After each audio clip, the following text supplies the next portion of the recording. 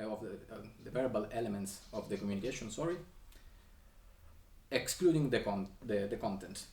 So the variation in pitch, the timbre of the rhythm of the spoken language, all the things that are not the content of a spoken language, the musical part of a text. I started to work on this idea because I was thinking about the problem that communication can be right now. Sort of, it is a problem somehow. It's a hot topic in because we can use it can be used like a manipulative tool or a mean of free expression. And right now we are in a situation a little bit complicated about also the relationship with artificial intelligence and the fake news, and also the political background that we have is complex somehow, and it's something that really oppressed my mind, especially at the time, also with the wars around all the world. So I try to think about the fact that communication, it can be used for these two things, but also it can be used using exactly the same, especially with spoken language, exactly the same tool. And I started to work on the transcription of two speeches that are the base of these pieces, that are, on one side is the Declaration of War by Benito Mussolini, and on the other side is the last part of I Have a Dream by Martin Luther King. I wanted to create a sort of arch from the evil to the good. I wanted to look, because I don't want to do in the wrong direction. Yes, the evil to the good. The first part is called the problem, the second part is called the solution, and in between there is the aftermath. And in the first part there is the transcription of the voice of Mussolini, and in the other part there is the voice of Martin Luther King. And the problem is they use the same rhetorical tool. They have a really incredible, both of them, use of voice, or control of voice. They almost sing when they speak. It's frightening, but of course they are saying two completely different things. And I used this transcription as a material. In the first part, I use also some propaganda and war sound. Like there is some part of the Shostakovich Leningrad Symphony. Of course, some of them are propaganda, but not for it's not a choice of the composer. Or a part of Wagner. I will not pronounce the name because it's one of the most difficult things to say this from the ring. Yeah. Also the Jericho's trumpet, that is in the German bombers there were these really heavy how it's called, the instruments on the bomber that they made a lot of noises. It's like sirens on or the Stalin organ that are a cannon system mounted on the truck of the Soviet army. And on the last part I used also a spiritual, some element from a spiritual free atlas that is quoted by Martin Luther King in the speech. And to work on that, this is also the first piece that I wrote in this way, and I would like to write a new piece using a different version of this. I started as if I was working on a jazz transcription of a solo. So I transcribed in musical notation the speeches. And I used some patience I put there, and I tried to describe using the ear. And of course, one is an example from Mussolini, one is from Martin Luther King. I want to let you listen the result a little bit, but I will let you listen to the excerpt from Martin Luther King. I don't want you to listen to Mussolini's voice, because I had to listen to that for 2 weeks, and it was not a good experience at the end. From every state and every city, when all of God's children, black men and white men, Jews and Gentiles, Protestants and Catholics, he's almost singing. If you hear, it's incredible. This, and this is the one of the excerpts that I use. This is how I orchestrated it. I hope I will start.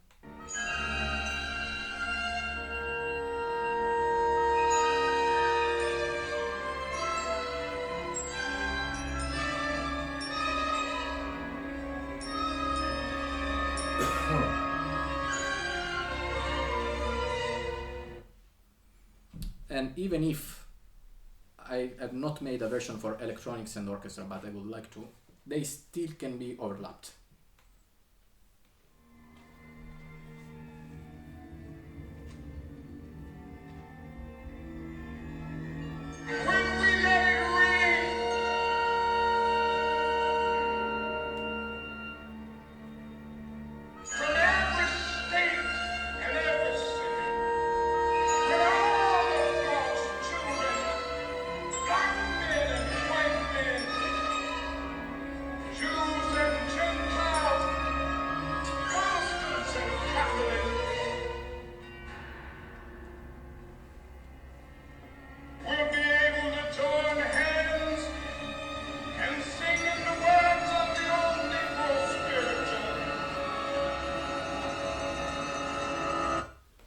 This is still, they can be put together, and I hope I will have the chance to work on a little bit on that. So I'm trying to explore this kind of also natural musical content of the human voice to create a different way also to create melodies and to have a sound that can sound natural in or human somehow. This is a new way that I'm trying to explore a little bit, even if it is not really that new, because I don't believe actually in the word new, because I find it a little bit empty of meaning. You can find this even on some Instagram posts, the people that do things like that, or in different trains by Steve Reich. You can find ideas that are quite similar, then it's not orchestrated, it's a different context. There is a piece by Jonathan Harvey, I don't remember right now the name, that works on similar things like that. But then what it changes, I think, is the personal attitude towards this kind of the research. If you want, we can just listen. I think it's like 3 or 4 minutes about this part, the last part of the piece. This called. How long is the whole piece? It's like 9 minutes. Can we hear the whole piece? If you want, but there are some like on the first part there were a lot of mistakes and some wings problem. It's not the best performance, so it's. What do you want? I think that it's better to listen to the second part. Okay.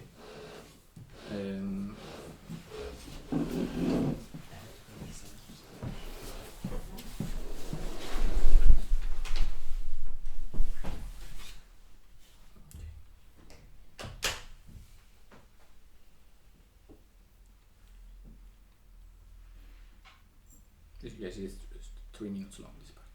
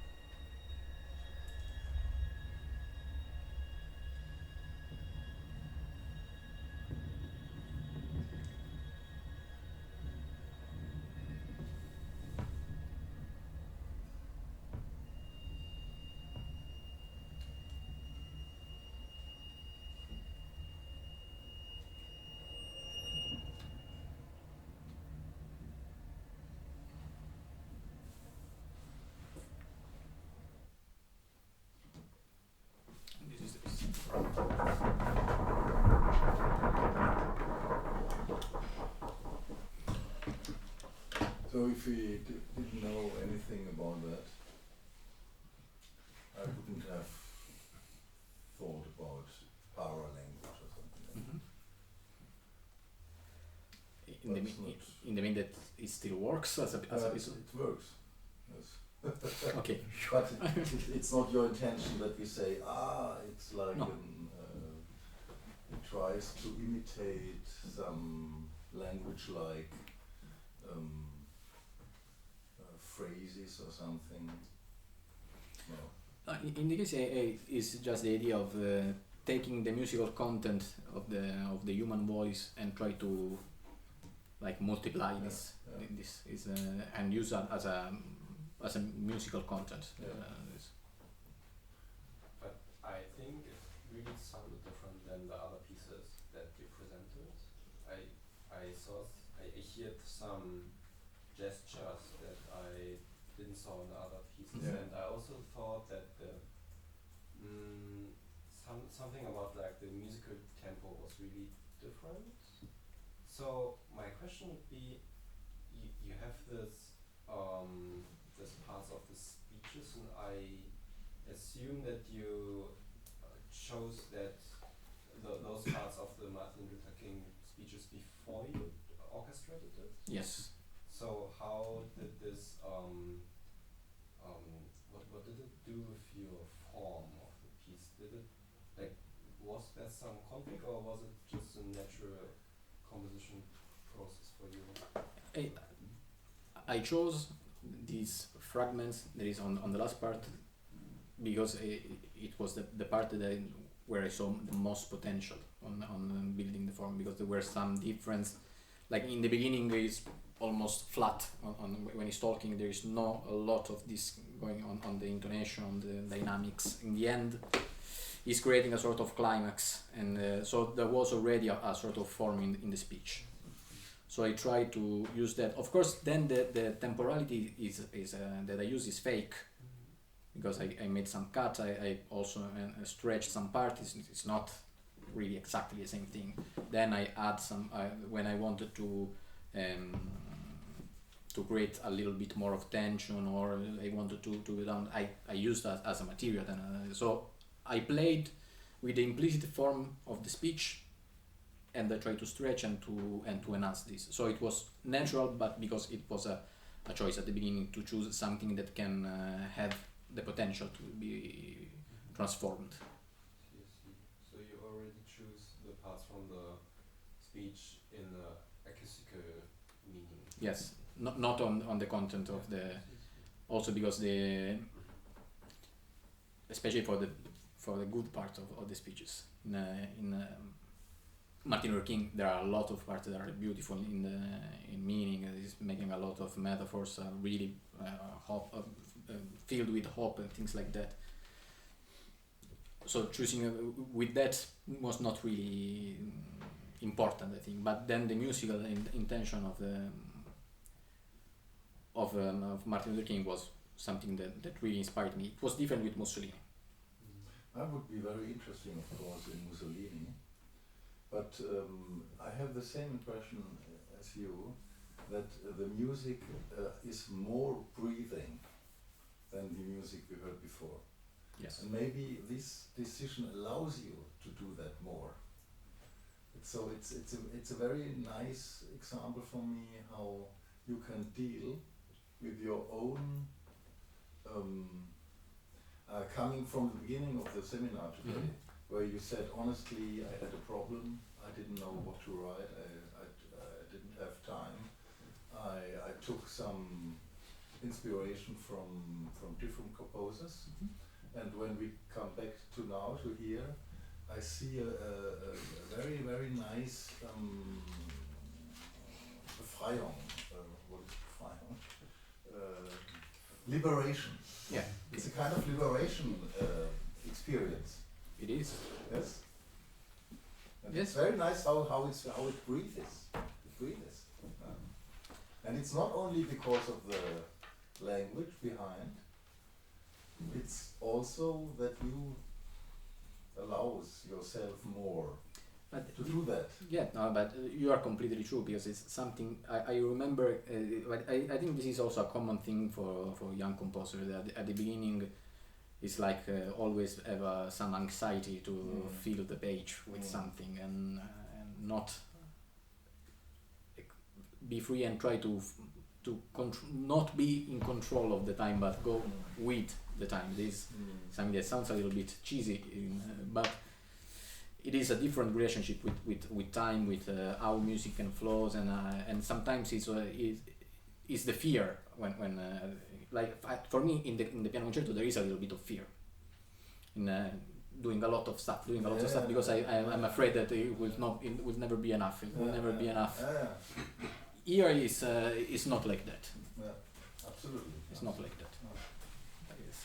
And the Mussolini parts, I'm very interested in the Mussolini parts, of course. They are not good enough, you don't want to show them? I have to check if I have... No, they made some really stupid mistake, and I don't know if I have the files right. But you don't need to no, if you want, I don't have any problem. It also is on YouTube, so you... But... do you have like a internet connection? Maybe sometimes. Okay, no, because I have it on YouTube. I don't have in this computer the actual file. But it is completely different. Also because the way Mussolini is speaking, it is different. It is really it's like this. No, but really. No, but I'm not joking. It is exactly this because I remember perfectly. If you look at this, it is at the very beginning of the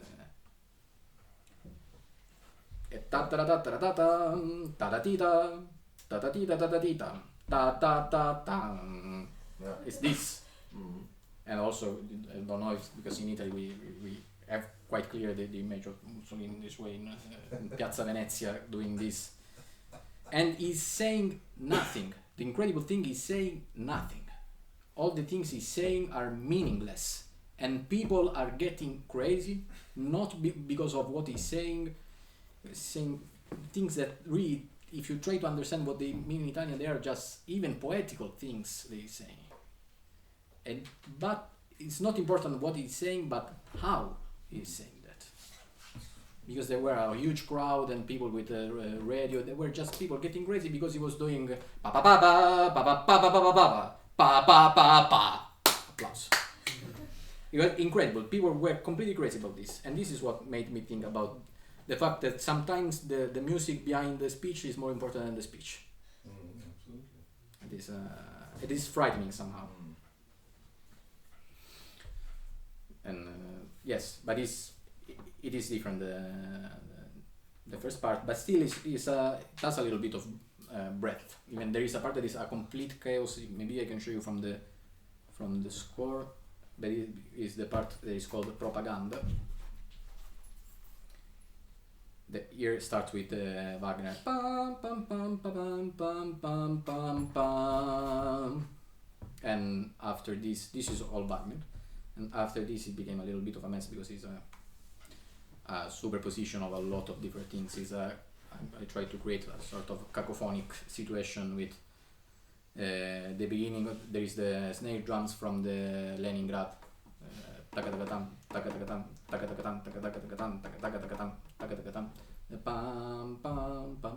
This part of the Leningrad that comes back also in the flutes.